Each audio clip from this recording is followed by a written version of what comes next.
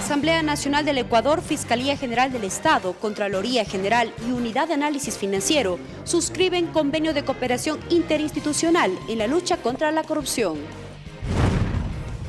Perfiles de los nuevos servidores legislativos a discusión en la Asamblea Nacional. Exministro de Economía y Finanzas Carlos de la Torre presentó pruebas de descargo ante la Comisión de Fiscalización en el marco de la solicitud del juicio político que se desarrolla contra él. Fiscal General y ministros de Estado informaron ante la Comisión de Relaciones Internacionales sobre el secuestro de Óscar y Katy y la situación de sus familiares. Los medios legislativos presentan TVL Noticias Emisión Estelar con Belkis Sánchez. Miércoles 19 de septiembre de 2018, amigos, sean ustedes bienvenidos a la emisión estelar de TVL Noticias. Gracias, como siempre, a quienes nos sintonizan a través de la señal de los medios legislativos, Televisión Legislativa del Ecuador, la radio de la Asamblea Nacional y también a quienes nos siguen por internet por tvl.asambleanacional.gov.es, así como también por Facebook Live. De inmediato el desarrollo de la información que ha marcado esta jornada.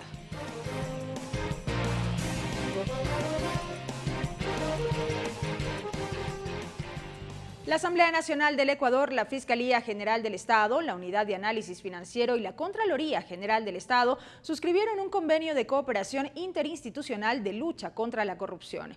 Esta iniciativa priorizará la entrega de información y documentación, así como la tramitación de los casos relacionados con estos actos irregulares.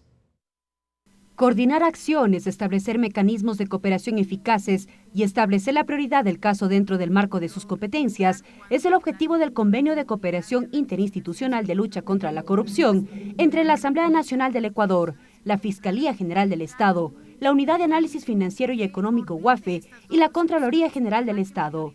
La titular del Parlamento, Elizabeth Cabezas, destacó que existe voluntad política para erradicar estas malas prácticas. La Asamblea ya dio un primer paso con la aprobación de 2 resoluciones que buscan afrontar y combatir estos hechos. Generar un mecanismo que ordene estas 2 resoluciones y que marquen prioridades en el trabajo que se tiene que realizar para el esclarecimiento de las mismas. En ese sentido, tanto la Fiscalía cuanto la Contraloría y la UAFI tienen la mejor disposición. Tenemos, yo diría, la concurrencia de objetivos, que es el transparentar estos hechos y buscar que los mismos sean conocidos y analizados e investigados a la brevedad posible. En su intervención, el fiscal general del Estado encargado, Paul Pérez Reina, informó que la entidad ha receptado 4 denuncias de cobros indebidos al interior de la Asamblea Nacional. Dichos casos al momento se encuentran en investigación. Añadió que este convenio de cooperación interinstitucional permitirá mayor agilidad para el acceso a la información y así seguir con las diligencias de los casos. Suscribir este documento para que se facilite de alguna manera también el acceso a la información y también el trabajo coordinado y sobre todo la entrega de información oportuna. Las entidades suscriptoras se comprometen a establecer un plan que permite ejecutar acciones inmediatas, preventivas y correctivas para combatir la corrupción, construir mecanismos para facilitar y efectivizar la cooperación interinstitucional, priorizar la entrega de información y documentación, promover y contribuir en el ámbito de sus competencias en propuestas de reformas legales y reglamentarias, mantener reuniones periódicas, coordinar la aplicación de las 2 resoluciones sobre los hechos denunciados. El plazo de vigencia del presente convenio es de 1 año contado a partir de su suscripción. Mariela Logroño, TVL Noticias. 2 informes de Contraloría revelarían irregularidades en las cuentas de asambleístas. Así lo informó la presidenta de la Asamblea Nacional, Elizabeth Cabezas. En tanto que el asambleísta por la provincia de Santo Domingo de los Áchilas, Ángel Gende, se defiende por acusaciones por supuestos cobros indebidos. Fue durante una entrevista en un medio de comunicación radial de la capital que la presidenta de la Asamblea, Elizabeth Cabezas, confirmó que tiene información de la Contraloría sobre supuestas irregularidades. El día que asumí la presidencia de la Asamblea en marzo del 2018, pedí justamente que la Contraloría haga los informes pertinentes de gestión de los periodos pasados. Yo ya tengo este momento informes borradores donde se detectan algunas de estas malas prácticas. Por su parte, el asambleísta por la provincia de Los Áchilas, Ángel Gende, se defendió de las acusaciones por cobros para el alquiler de varios buses. El legislador estuvo acompañado por su asesor, Ángel Sotalín. Y él, por iniciativa propia, por querer apoyar en este caso de solidaridad, había pedido un apoyo puntual en ese momento. Sí, porque era un apoyo a nombre del asambleísta Ángel Gende del movimiento de las Sáchilas. Sí, yo me tomé el nombre, pero como digo, yo es atribución mía, porque esa es una de mis labores, pues apoyar a la gestión del asambleísta, y él no sabía que yo iba a hacer esa gestión, y se hizo, y de buena forma, una masiva participación de la ciudadanía. Estas revelaciones se las conoce un día después de que la Asamblea Nacional autorizara a la Contraloría y a la Unidad de Análisis Financiero a revisar las cuentas de los funcionarios y exfuncionarios legislativos. Entonces, si un asambleísta y si la Fiscalía demuestra con pruebas que un asambleísta ha cometido un delito, ese asambleísta debe ser destituido. En una semana, la Asamblea Nacional aprobó 2 resoluciones, de acuerdo a los legisladores, para combatir los supuestos cobros indebidos a los asambleístas. Ricardo Bravo, TVL Noticias. Y la Asamblea Nacional reforzará los mecanismos de selección de los nuevos perfiles de los servidores legislativos. Esta medida se tomará para evitar futuros actos de corrupción al interior del Parlamento. La decisión la adoptó el Consejo de Administración Legislativa, que decidió emprender acciones en contra de actos de corrupción. Una de esas medidas es reformar la Ley Orgánica de la Función Legislativa, indicó la presidenta del Parlamento, Elizabeth Cabezas. Y que nos permita reforzar los mecanismos tanto de selección, de mejoramiento de perfiles, mecanismos de control para los equipos de colaboradores en la Asamblea Nacional. Otra acción estará encaminada a esclarecer los mecanismos sancionatorios que permitan a la Asamblea tomar acciones en el ámbito administrativo, indicó Cabezas. Y erradicar de raíz todos los actos que se han generado, pero sobre todo establecer los mecanismos legales para prevenir y evitar que a futuro estos hechos se sigan dando. Franklin Samaniego, vicepresidente de la Comisión de Justicia, indicó que esta comisión ya trabaja en dichas reformas. Uno de los ejes es un nuevo código de ética. Pese a que la Asamblea Nacional ya tiene un código de ética, si nosotros revisamos la normativa interna de la Asamblea Nacional, hay un código de ética ya aprobado en el periodo de Gabriela Rivadeneira. Vamos a chequearlo, yo he hecho un análisis entre los dos, este otro es un poco más punitivo, más sancionatorio en relación a las violaciones de la ley. Sin embargo, la discusión quedará en si el Código de Ética va dentro de la Ley de la Función Legislativa o queda en manos del Consejo de Administración Legislativa para su aplicación. La exsecretaria ejecutiva de la legislatura, Livia Rivas, tiene su criterio. Que tiende a incorporar. Hay faltas graves, leves y otro tipo de faltas que se consideran como susceptibles en las que podrían incurrir los asambleístas. Y como le decía, ya no serían conocidas por el Consejo de Administración Legislativa, sino por un comité de ética que tendría que ser elevado como al nivel de órgano de la función legislativa. El debate arranca una vez que el Pleno de la Asamblea aprobó la resolución que permite a la Contraloría y a la Unidad de Análisis Financiero auditar las cuentas de funcionarios y exfuncionarios legislativos desde el 2013. Ricardo Bravo, TVL Noticias. Entrevista. Para este jueves a las 9 de la mañana ha sido convocada la sesión del Pleno número 537. En ella, entre varios de los puntos previstos en el orden del día, está contemplado el primer debate del proyecto de ley de eficiencia energética. Esta es una iniciativa que ha sido tramitada al interior de la Comisión del Desarrollo Económico de la Asamblea Nacional. Para ampliar más sobre este tema, vamos a dialogar con el presidente de esta mesa parlamentaria, el asambleísta Esteban Albornoz. Esteban Albornoz, ingeniero, asambleísta por Azuay por el movimiento Alianza País, presidente de la Comisión del Desarrollo Económico, Productivo y la Microempresa.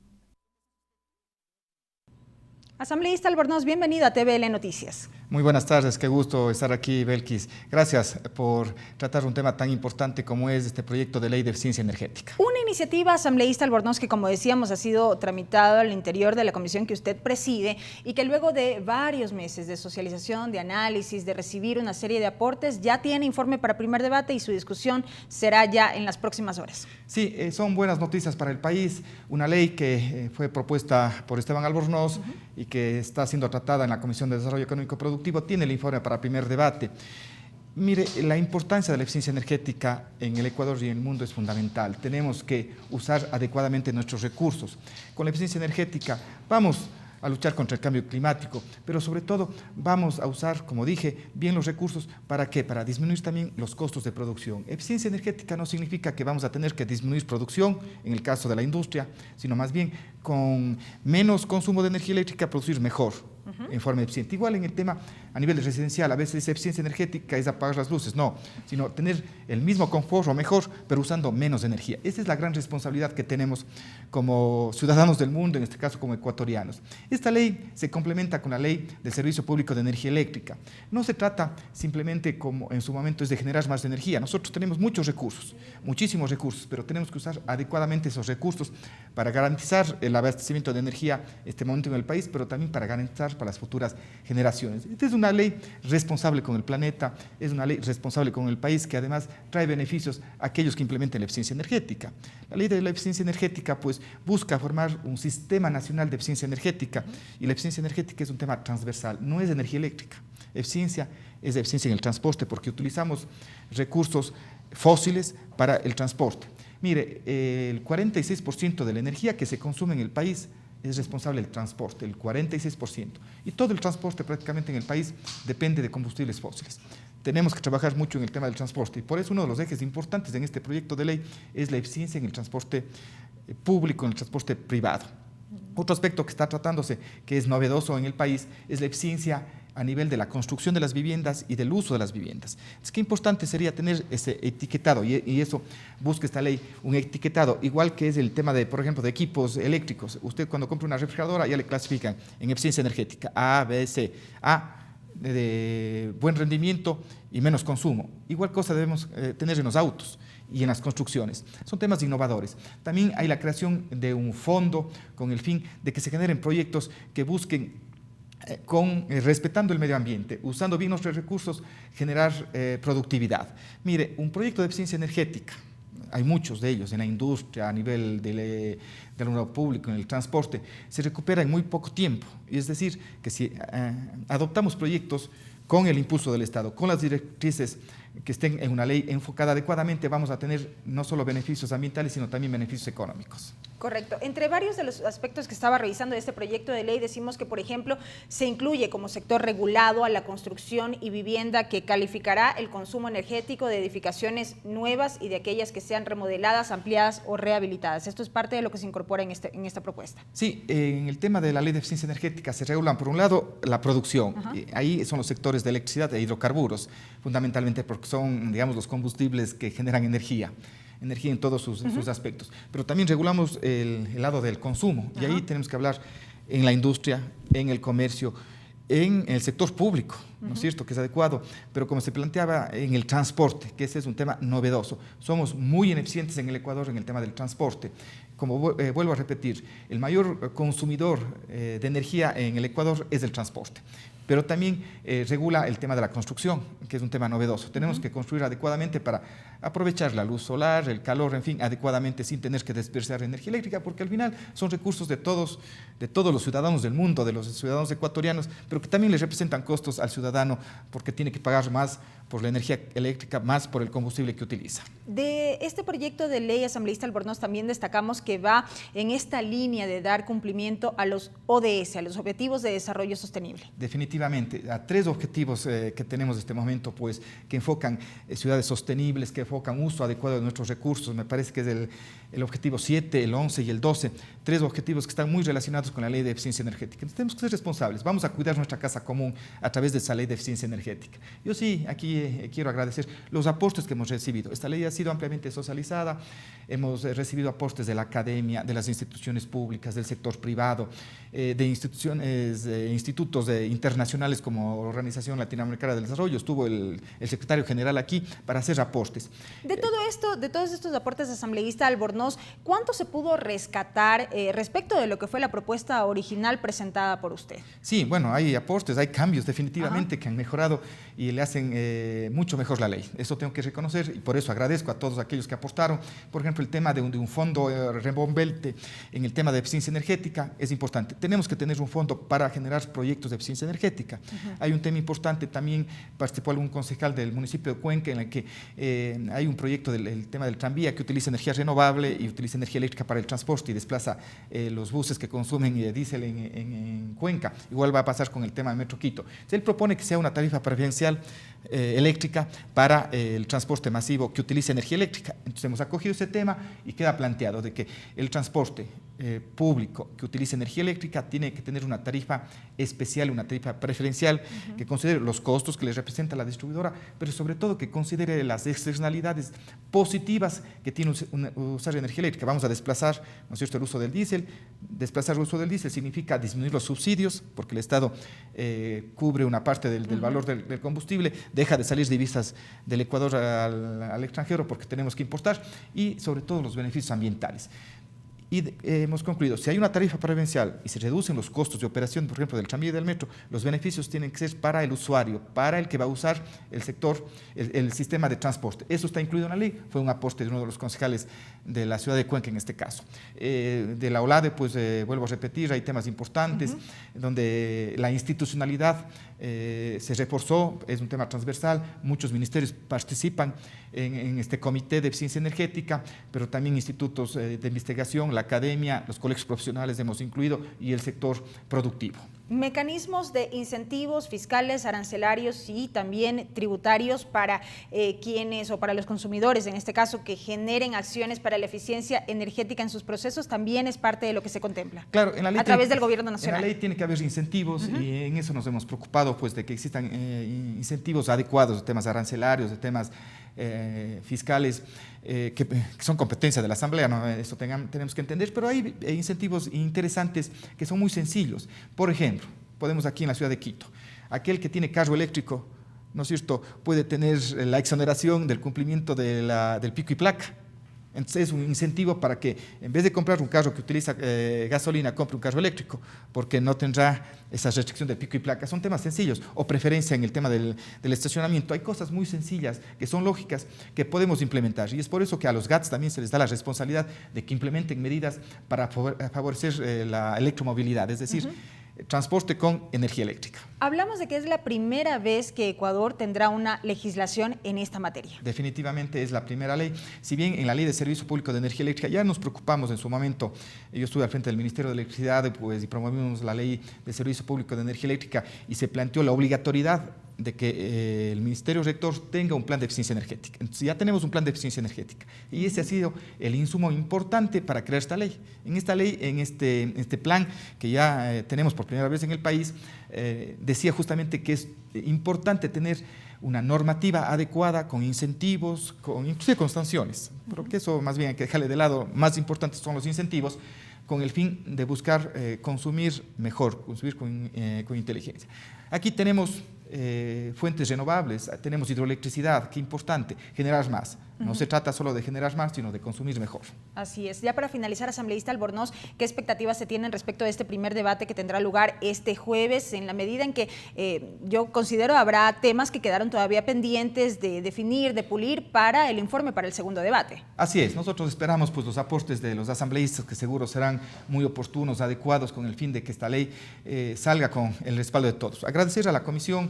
La ley fue aprobada por el informe para el primer debate, fue aprobada por unanimidad. Agradecerles a los miembros de la comisión. Hay mucho entusiasmo en esta ley. Mire, la eficiencia energética ya no es una opción en el mundo, tampoco en el Ecuador, es una obligación, y en eso estamos respondiendo. Son noticias positivas. Ese es el trabajo que tenemos que hacer en la Asamblea Nacional, leyes para el beneficio actual y futuro del Ecuador. Normativa que, por cierto, consta dentro de la agenda legislativa priorizada. Definitivamente estamos cumpliendo con esa agenda, ¿no? En la Comisión de Desarrollo Económico, un trabajo interesante, importante en la comisión. Correcto. Asambleísta Albornoz, muchas gracias por habernos acompañado con estas novedades. Gracias a usted, Belkis. La presencia del asambleísta Esteban Albornoz, presidente de la Comisión de Desarrollo Económico de la Asamblea Nacional, a propósito del primer debate del proyecto de ley de eficiencia energética que se cumplirá este jueves en el Pleno de la legislatura.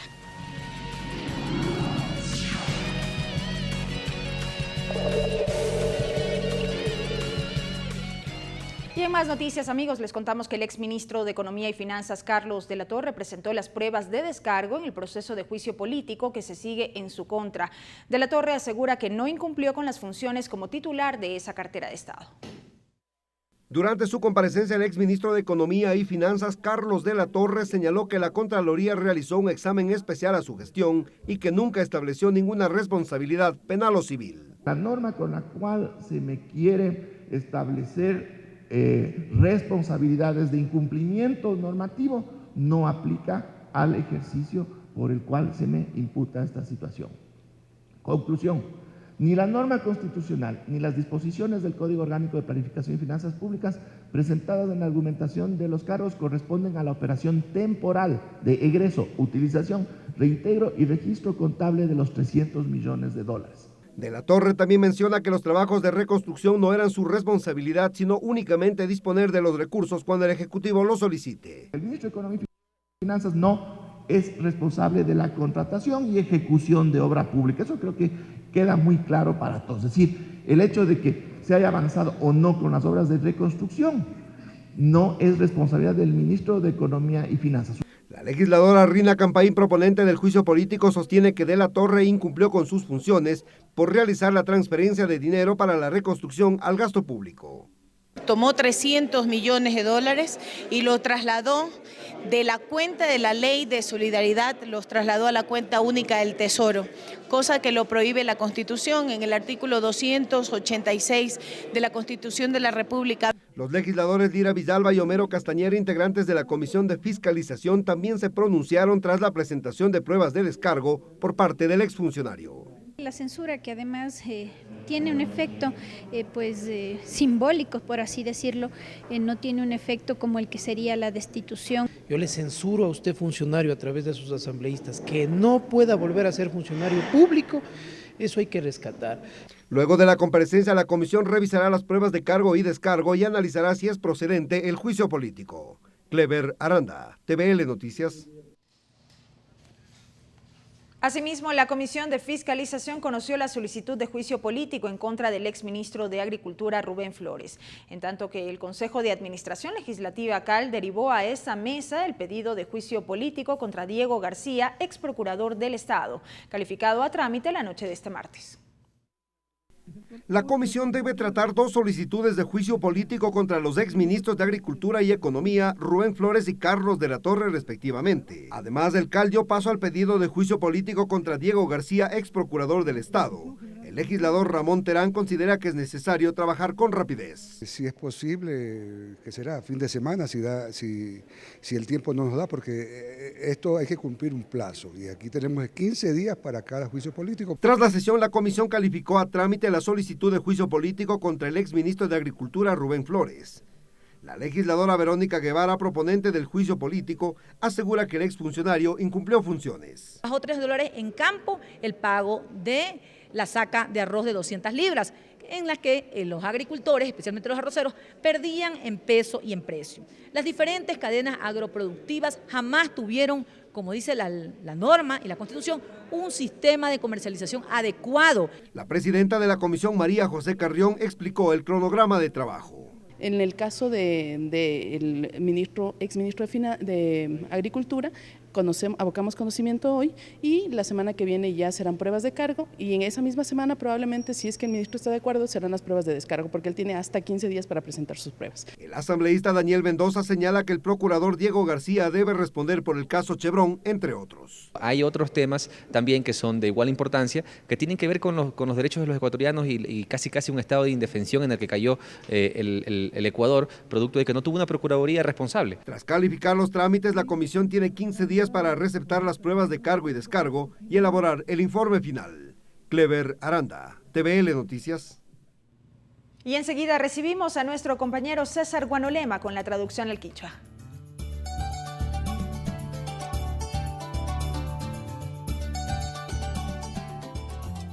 Ayukuna minga chihuaychi ñukunchi ñami kashna kai chishi piki chashimi pi wiche kunawan kikipa guasi manchamukunchi mashi Belki Sánchez ayi chishi wiche kunawan kai pikayarinchi. Convenio lucha corrupción. Kai mamayakta Tandanacui, Shinayati, kai Fiscalía General del Estado Hatun Tandanacui, kai Unidad de Análisis Financiero y Shinayati Contraloría Hatun Tandanacui kuna imami makipurashpa shuyerinakushka kilkata arinirka kuna. Kaypika imagina yakikuna imata chimpapurankapak, ayllukuna yakichikpi kasna wanachinakuna, taripanakuna imata paktankapakmi kasna yuyayta ñukunchik kay kilkapi churarkanchik nishpami willachirkakuna. Kaypimi imalla yakikuna tiakpi kasna taripaykuna wiñay kasna hatun ñawinchikuna imata ñawpakman apanka nishpami riksichirka. Juicio ex ministro Finanzas, Chinayati Kasna Kai, Economía y Finanzas Ñaupa Pushak Runa Kai, Carlos de la Torre y Matami, Kasna Kai, Juicio Político, Ñawinchi Taripa y Mamán, Ña Kasna Ñaupak Mankatikun, Pai Runa Imaka, Kaipi, Imaya Kasna Rikuna Charishka, Willikuna Imatami Sakinama Shamurka, Pai Kaningmi, Ñukakatukui Kai Kamachikuna de Rikushpami, Yankarkani, Sinapas, Willikuna Takaipi Sakini Nishpami, Rixichishka Kan. Comisión Fiscalización Mingarishka Pillanka Gapukuna Ima Pishka Ipimi Castañaupa Kai Agricultura Tandanaku Itapushak Rubén Flores Runa Imata Kai Juicio Político Taripa Imaman Ña Rixinapa Kallarishka Kuna Shinapash Kai Nachishi Kai Consejo de Administración Legislativa Hatun Tandanaku Ima Pishmay Kaipika Kai Diego García Runa, Paika Kai Ñaupa, Procurador del Estado, Yankaitami Pusha Karka, Paita Pashmi Ñakas Nakai Juicio Político, Taripa Ikuna Ima, Ñaupak Mancatichon, Kaipi Mañaita Sakishka Karka, Arinir Kapas, Ñaupak Mancatichon. Hasta aquí la interpretación en el quichua. Regresamos con TVL Noticias, emisión estelar, luego de la siguiente pausa promocional. Continuamos con TVL Noticias, emisión estelar. Seguimos informando, amigos. Gracias por acompañarnos. Tras reiterar que los términos del laudo arbitral en el caso Chevron no fueron favorables para el Ecuador, la Procuraduría General del Estado anunció que presentará una acción de interpretación y de nulidad del fallo. Lo sostuvo el titular de la Procuraduría, Íñigo Salvador, en la Comisión de Fiscalización y Control Político. Mariela Logroño nos tiene los detalles. Adelante.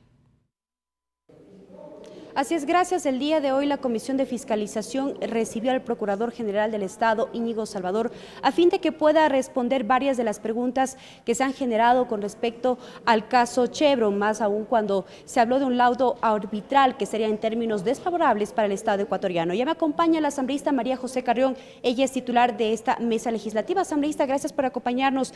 El Procurador ha hecho varias aclaraciones. Él ha dicho que estos términos ya fueron conocidos, su pronunciamiento ante los medios de comunicación le dieron la razón.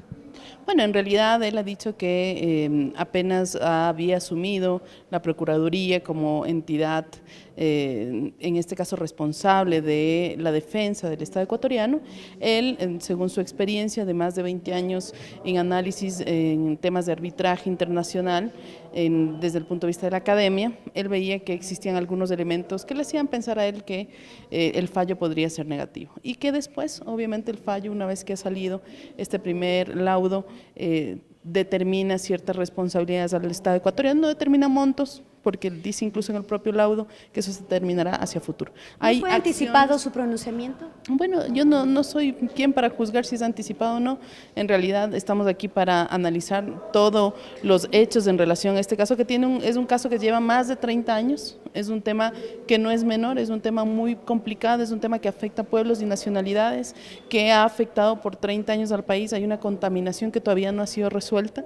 Creo que la Comisión de Fiscalización está actuando como debe ser, con responsabilidad, con criterios, además, por un lado del Procurador General del Estado, por otro lado del abogado de las comunidades, para que efectivamente se llegue a determinar, ¿verdad?, si es que todas las acciones que la Procuraduría General del Estado, como defensor del Estado ante organismos internacionales, ha sido efectiva, eficiente, si se ha logrado, digamos, agotar todas las posibilidades de acciones que debía haber llevado la Procuraduría, y obviamente nosotros analizar esto. Creo que podría pensarse en una nueva comparecencia de otras entidades del Estado, por ejemplo, la Secretaría de Comunicación en su momento, que llevó a cabo una campaña, ¿verdad?, más allá que haya sido en el gobierno anterior, pero hubo una campaña en esa entidad. El Procurador dijo que se van a agotar todos los esfuerzos, se entregará una acción de interpretación y también de nulidad, pese al tiempo que toma su tratamiento.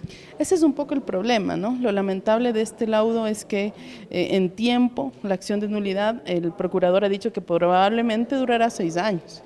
O sea, 6 años en stand-by, nuevamente en espera, nuevamente esa reivindicación de derechos. ¿Serían necesarias otras acciones? Serían necesarias otras acciones. Yo creo que allí, bueno, ya, lo bueno es que el procurador está dialogando con el abogado de las comunidades para buscar también, digamos, conocer mucho más a profundidad. El abogado felizmente es un abogado que tiene 30 años en el caso, 20 y pico de años, casi 30, y eso significa que esa es la voluntad de construir y de dialogar de las diferentes instancias buscando el bien común. Creo que allí el pueblo ecuatoriano debe tener una posición única, que es la defensa de los bienes y los intereses del Ecuador, pero también defensa de los pueblos y las nacionalidades, que han dado mucha riqueza al país, pero que producto de esta explotación inadecuada de los tiempos anteriores, obviamente dejaron contaminación y tal vez enfermedades y muerte por atrás. Gracias, asambleísta. Estuvo con nosotros la asambleísta María José Carrión, titular de la Comisión de Fiscalización. También va a intervenir en breves minutos más el representante de los afectados por el caso Chevron. Hasta aquí la información. Muy buenas noches. Gracias a Mariela Logroño por ese reporte. Y la comisión ocasional encargada de analizar la documentación relacionada con el asesinato del ex general de la FAE, Jorge Gabela, inició esta tarde con la investigación del proceso de compra de los helicópteros DRUF. En este contexto, esta mesa recibió a ex autoridades de las Fuerzas Armadas. Lorena Espinosa está en la cobertura y nos amplía la información. Te escuchamos, Lorena. Buenas noches. Gracias, buenas noches. Así es, continúa la comisión ocasional multipartidista que investiga el asesinato del comandante Jorge Gabela. En esta ocasión han recibido por casi ya 2 horas la comparecencia de Leonardo Barreiro, expresidente del Comité de Contrataciones de la FAE, quien ha explicado sobre la contratación para la compra de los DRUF, las necesidades de la FAE, y pues todas las características que cumplían estas empresas ofertantes de los helicópteros. Vamos a ampliar un poco más la información y recoger las reacciones. Ya me acompaña la asambleísta Noralma Zambrano, integrante de esta mesa legislativa. Asambleísta, se ha expuesto aquí en la comisión sobre cómo fue este proceso de contratación, las empresas ofertantes, por qué se decidió realizar la compra con la empresa Hall de la India, y también pues se ha dejado abierto el conocer o no si el comandante Gabela en su momento presentó una advertencia sobre lo que podría pasar y las características de este tipo de helicópteros. Sí, muchas gracias. Ha sido importante conocer la parte técnica del presidente de este comité que contrató la adquisición de los helicópteros DRUF, el general Leonardo Barreiro, justamente estaba en esa posición, y bueno, él ha explicado y ha hecho una matriz comparativa en donde nosotros como asambleístas, una de las cosas que le hemos requerido es por qué no se tomó en cuenta también la experiencia del fabricante de los helicópteros HAL versus otros helicópteros, como por ejemplo los helicópteros que tiene las Fuerzas Armadas, la Fuerza Naval, que tiene helicópteros Bell. Así que este es uno de los requerimientos que le hemos hecho, pero en todo caso él ha hecho una exposición. Hay algunas cosas que quedan flotando en el aire porque justamente él recién asumió esa importante función. Me parece que 6 días antes de que se haga ya la adquisición de los helicópteros, que se dé por sentado ya la adquisición de los helicópteros. Entonces ha habido todo un proceso y efectivamente para nosotros transparentar la realidad de lo que pasó en este caso es nuestro motivo principal para que exista esta comisión ocasional. Así que tenemos todavía una agenda abultada de otras personas que también tienen que venir. Y asambleísta, y precisamente la viuda del general Ochoa mostró su descontento respecto de este desconocimiento que se mostró de no saber si es que presentó o no estas advertencias del comandante Gabela en su momento. Ella asegura que sí se las presentó, incluso expuso la grabación de una entrevista. Sí, justamente esa era una de las preguntas que también personalmente le hiciera al general Barreiro, pero él también tiene una justificación, que es la cadena de mando, que en las Fuerzas Armadas es parte también de las funciones que ellos desempeñan. Entonces, pues él ha explicado que al no estar dentro de la cadena de mando del orden jerárquico superior, no le correspondía a él conocer sobre estas denuncias que había hecho el general Gabela. Sin embargo, de eso, pues nosotros vamos contrastando con otras personas que también de la Fuerza Aérea tienen que venir. Uno de ellos, el general Alonso Espinosa, que hoy se ha excusado, no va a estar presente, pero que se ha mostrado predispuesto para venir en otra oportunidad. Y con él vamos a contrastar la información porque la idea es esa, la idea es llegar al esclarecimiento de la verdad.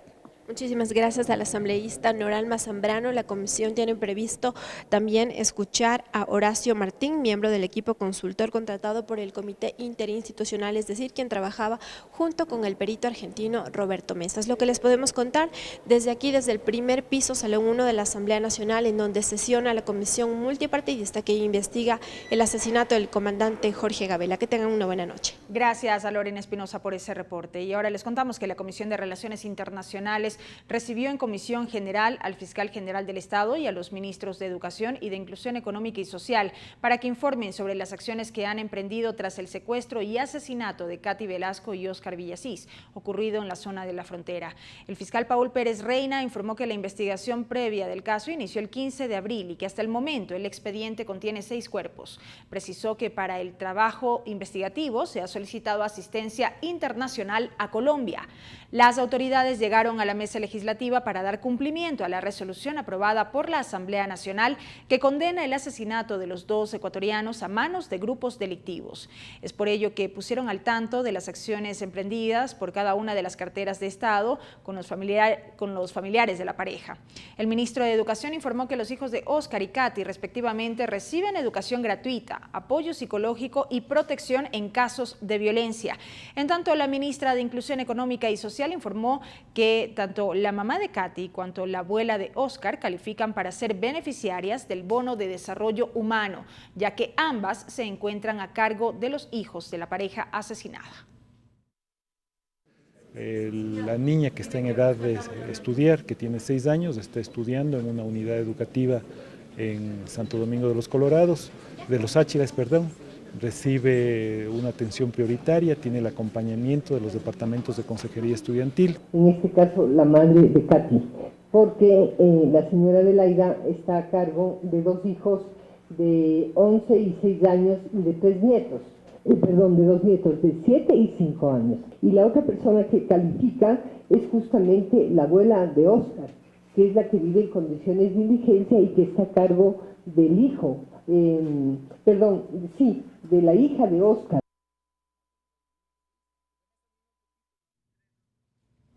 Los altos índices de siniestralidad en el país en lo que va del 2018 motivó a Automóvil Club del Ecuador, ANETA, con el apoyo de la Organización de las Naciones Unidas, a presentar ante la Asamblea Nacional un proyecto de ley de fomento a la movilidad humana y desarrollo de la electromovilidad. La presidenta de la legislatura, Elizabeth Cabezas, recibió esta propuesta que, entre otros aspectos, contempla el uso de vehículos eléctricos. Se trata del proyecto de ley de fomento a la movilidad humana y desarrollo de la electromovilidad, que fue presentado oficialmente en la Asamblea Nacional, de iniciativa de la Organización de las Naciones Unidas y Automóvil Club del Ecuador, ANETA. En la argumentación de la propuesta, Gorky Obando, representante de ANETA, dijo que es necesario implementar nuevas alternativas viales que permitan la conversión vehicular y así evitar los accidentes de tránsito. No con un afán de estar a la altura del desarrollo tecnológico, sino sobre todo de proteger a la vida humana y a los ecuatorianos que cada vez nos vemos sometidos a todas las contingencias de la transportación, en lo que se quiere ver contaminación, en lo que tiene que ver con la congestión vehicular. De su lado, el titular de la Comisión Ocasional de Tránsito, Fafo Gavilanes, recordó que al momento en la mesa legislativa reposa un proyecto de reformas en materia de tránsito que registraría un 38% de avance. La iniciativa de ANETA, según dijo, deberá ser analizada ampliamente. Cuente con el análisis, cuente con el debate, cuente con la objetividad de emprender al Ecuador en el tema de tránsito, seguridad vial. El proyecto de ley fue entregado en manos de la presidenta de la Asamblea Nacional, Elizabeth Cabezas, quien resaltó la importancia de mantener la movilidad eléctrica como alternativa. Citó cifras sobre la venta de vehículos híbridos y eléctricos en Ecuador, y aunque existe un incremento en la circulación de este tipo de automotores en el país, cree que aún es insuficiente, pues no representa más del 1% de ventas anuales. Pasan por el establecimiento de estos mecanismos en varios de los países. Ojalá que el Ecuador pueda ser uno de ellos. No son temas de corto plazo, lastimosamente, son programas de largo plazo y de larga data, pero que requieren del compromiso y de la decisión, y al menos este momento la Asamblea quiere aportar. La electromovilidad es el método que tanto las personas como cualquier otro tipo de carga viaja o se transporta, utilizando como medio de automoción tecnologías basadas en la electricidad. Mariela Logroño, TVL Noticias. La Comisión de los Derechos de los Trabajadores recibió al ministro de Hidrocarburos, Carlos Pérez, quien informó sobre las políticas implementadas para garantizar la estabilidad laboral de los trabajadores de Flopec. El ministro indicó que los despidos de más de 60 empleados responden a medidas de austeridad y además a la baja del negocio. Respecto del despido de más de 60 trabajadores de la empresa pública Flota Petrolera como medidas de austeridad, el ministro de Hidrocarburos, Carlos Pérez, indicó ante la Comisión de los Derechos de los Trabajadores que la Coordinadora de Empresas Públicas implementará un programa integral, no solo para Flopec, sino para todas las empresas públicas, para garantizar estabilidad laboral. De tal manera de buscar la eficiencia, eficacia, rentabilidad, transparencia, con una visión empresarial y responsabilidad social.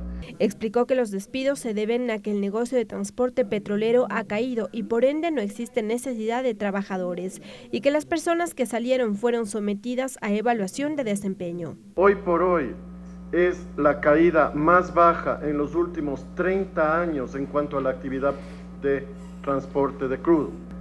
Se hizo evaluaciones de cada una de las personas y en base a eso salió. Nosotros hacemos evaluaciones periódicas y se quedan en la empresa los buenos trabajadores. Declaraciones que fueron rechazadas y cuestionadas por parte de los legisladores, los cuales insistieron que no se responde a la problemática. Aquí lo que se está haciendo es simplemente yendo a realizar los ajustes por el lado más vulnerable, que son los trabajadores.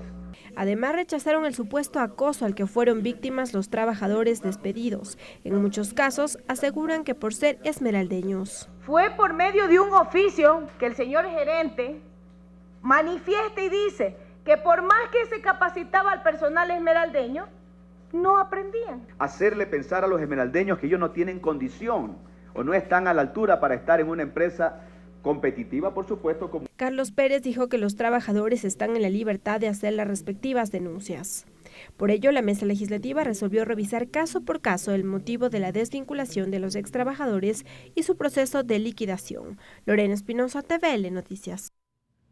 Y el ministro de Hidrocarburos, Carlos Pérez, también se refirió a la fusión de las empresas públicas Petroamazonas y Petroecuador como medida de austeridad del gobierno nacional. El ministro indicó que el proceso durará 2 años. Además, aseguró que respecto del recurso humano de ambas empresas, el personal técnico operativo relacionado con el modelo de negocio no estará en riesgo. En donde sí se prevé una reducción de personal es en el ámbito administrativo, sostuvo. Este es un proceso bastante largo, es un proceso que tomará por lo menos 2 años para llegar a su conclusión. No es un proceso que se da de la noche a la mañana. Para ello, nosotros tenemos que hacer un anteproyecto, luego desarrollar ese proyecto y posteriormente la ejecución del mismo. Gente relacionada con la marcha del negocio, es decir, todos los cargos técnicos y operativos no están en riesgo, porque Petroecuador hace una cosa, Petroamazonas hace otra cosa. No son tareas que impactan unas con otras cuando se da la fusión. Donde probablemente sí va a haber una reducción es sobre todo en las áreas administrativas donde existe redundancia, y eso va a significar probablemente un ajuste en cuanto a las necesidades de personal.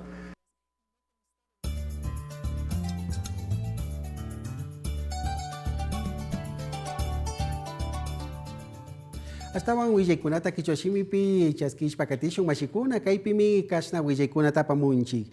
Caso Chevron. Shinayati kay laudo arbitral ñukunchi kay Ecuador llaqta imapak mana allishina rikurishkamantami kay kutin imaka kay Procuraduría General del Estado tandanakuy imaka kasna mañasun ninmi kutinpas alli rikuchun mana kashpaka kasna kay kilka imata mana allimi nishpa kutin tigrachichun. Kasnami kay Procuraduría hatun tandanakuy tapushak Íñigo Salvador runa imaka huillachirka. Comisión Gabela, Shinayati Kai, Chishiyati, Mika y Mamayakta Tandanaco Yuku, Ima Pika, Kasna, Hatun, Rimanaku, Ita, Ñaupagman Pushakun Kuna, Kai Kutin Imaka, Kai helicópteros Drub, Hatun, Antanga Kuna, Imagina Randishka, Imagina Paktashka, Kai Tami, Kai Pika, Rimanaku Kuna, Kai Hatun, Wijaykuna, Tataripanapa, Kutichina, Imapaka, Kasna Kai Fuerzas Armadas, Tandanaku Imanta, Ñaupa Pushak Runa Kuna, Imami, Wijanaman Chayamushka Kuna.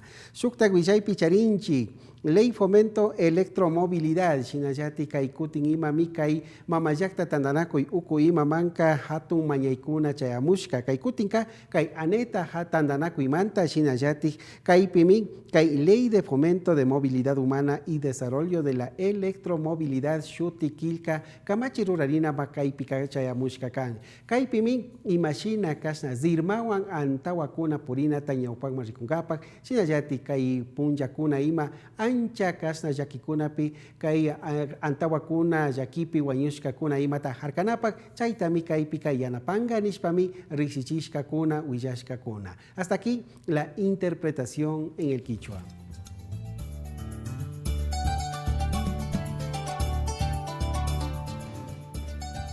La Comisión de Soberanía Alimentaria desarrolló el foro denominado Pesca Artesanal en el Ecuador. En el conversatorio participaron los delegados de la Federación Nacional de Cooperativas Pesqueras del país, quienes plantearon sus observaciones al proyecto de ley de pesca que trabaja esta comisión legislativa. La ciudadanía puso énfasis en la protección a los pescadores artesanales, quienes son víctimas, según dijeron, de los piratas. Los pescadores artesanales expusieron su situación ante la Comisión de Soberanía Alimentaria de la Asamblea Nacional. Y es que esta comisión trabaja en un proyecto de ley para este sector. Marco Verde Soto, pescador artesanal, cuenta que la pesca industrial está acabando con el sector.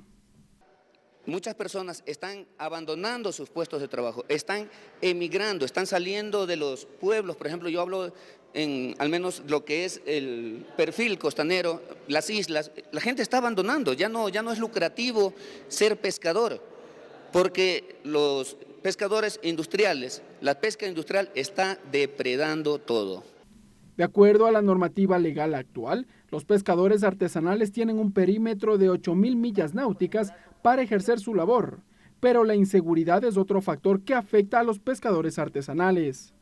En la noche nosotros estamos botando nuestras mallas. Cuando acordamos que ellos vienen, lo detectan donde estamos y comienzan a llevarse el motor. Muchas veces los golpean, compañeros que lo han matado, donde lo conocen, y lo que más quedan es donde lo asesinan a nuestros compañeros. Esta realidad no es ajena para los pescadores artesanales de Esmeraldas. Aparte de los piratas y la pesca industrial, a ellos se suma un adicional. Petrocomercial es uno de los primeros depredadores que tenemos en nuestro querido mar. Nosotros sufrimos cada 3 meses, óigame bien querido compañero, cada 3 meses sufrimos derrames petroleros. Esta realidad está en conocimiento de los asambleístas de la Comisión de Soberanía Alimentaria, quienes dijeron que buscarán una solución dentro del proyecto de ley de pesca artesanal. Ricardo Bravo, TVL Noticias.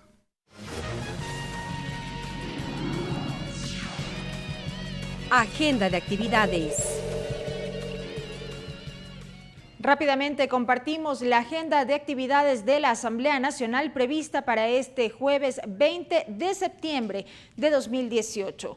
A las 7:45 el Grupo Parlamentario por la Garantía de los Derechos de Niñas, Niños, Adolescentes y Jóvenes invita a su sesión ordinaria. Será en el Salón de Uso Múltiple del Palacio Legislativo. A las 8:30 la Comisión de Biodiversidad realiza el Parlamento de Jóvenes por la Biodiversidad y la Protección de los Recursos Naturales para analizar, debatir y generar propuestas para el Código Orgánico del Ambiente. Esto se cumplirá en el Salón José Mejía Lequerica. 9 de la mañana está convocada la sesión número 537 del Pleno de la Asamblea Nacional. Como primer punto, la entonación del himno nacional del Ecuador. Le siguen la entrega del acuerdo legislativo de condolencias a los familiares del señor Carlos Rubira Infante. El Pleno también conocerá y resolverá sobre el informe respecto al pedido de aprobación del Tratado de Asistencia Jurídica en materia penal entre el Gobierno de la República del Ecuador y el Gobierno de la República de Italia. Finalmente, se cumplirá el primer debate del proyecto de ley de eficiencia energética. 10 de la mañana, una rueda de prensa de la asambleísta Paola Vintimilla junto con el bloque del Partido Social Cristiano en torno al otorgamiento de la nacionalidad ecuatoriana a Julian Assange. Esto se cumplirá en la sala de prensa planta baja del Palacio Legislativo. 10:30, la Asamblea Nacional invita a la entrega de la propuesta de ley orgánica de actuación integral en casos de personas desaparecidas y ley contra la delincuencia organizada transnacional por parte del fiscal general del Estado subrogante, Paul Pérez, a la presidenta de la Asamblea Nacional, Elizabeth Cabezas. La actividad se cumplirá en el Salón de Expresidentes en el segundo piso del Palacio Legislativo. Mientras que a las 11 de la mañana también ha sido convocada una rueda de prensa del asambleísta Raúl Tello Benalcázar con la presentación de un proyecto de ley de seguridad y salud en el trabajo. Será en la sala de prensa planta baja del Palacio Legislativo. Así ponemos punto final a la emisión estelar de TVL Noticias. Gracias por haber estado con nosotros. Que descansen. Los medios legislativos presentaron TVL Noticias, emisión estelar.